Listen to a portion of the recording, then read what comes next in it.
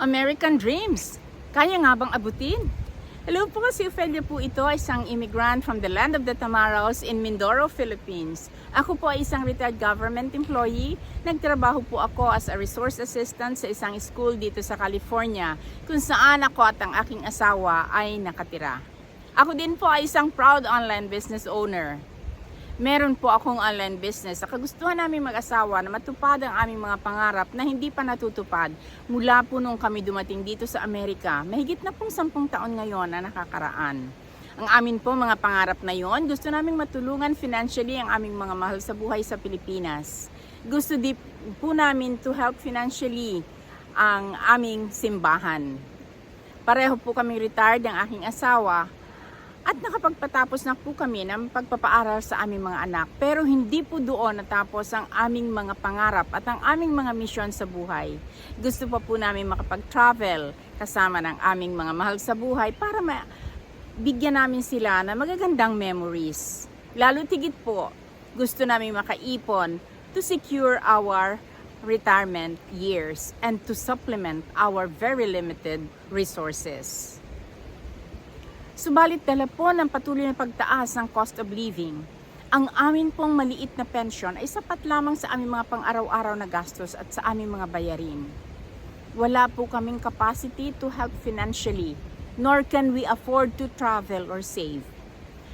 Nasabi ko sa akin sarili, kung ganito ng ganito ang takbo ng aming buhay, paano namin maaabot ang aming mga pangarap? Dito ko po naisip at dito ko taimtim na ipinagdasal na sana makahanap ako ng mapagkakakitaan para sa ganon masupplement ang aming resources.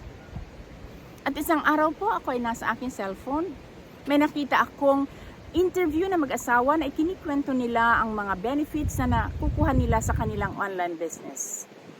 Nakapag-travel po sila.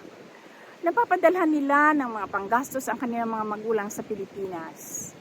May sinusuportahan silang 2 misyonero ng kanilang simbahan at nakakapagtabi pa sila ng pera para sa kanilang retirement. Sabi ko, aba, saktong-sakto. Ganyan-ganyan ang aking American dreams. Hindi po ako nagdalawang isip. Pinuntahan ko ang kanilang website, isinulat ko ang aking pangalan at ang aking email address at ipinadala nila sa akin ang libreng webinar kung saan nalaman ko na ang online business pa lang ito ay napakarami ng buhay ang binago, buhay ng mga ordinaryong immigrants, buhay ng mga ordinaryong retirees. Kung gusto mo ding mabago ang iyong buhay, tap the learn more button which you will find at the end of this video. Sulat mo ang iyong pangalan at ang iyong email address at ipapadala ko sa iyo ang libreng webinar kung saan malalaman mo ang mga basic information of the business and to decide for yourself if this business aligns with your goals and aspirations. Unti-unti na naming nararating ang aming mga pangarap. Salamat sa online business na ito. American Dreams, kayang-kayang abutin. Tap the learn more button at the end of this video. Let's do this business together. Thank you for watching. God bless and bye-bye.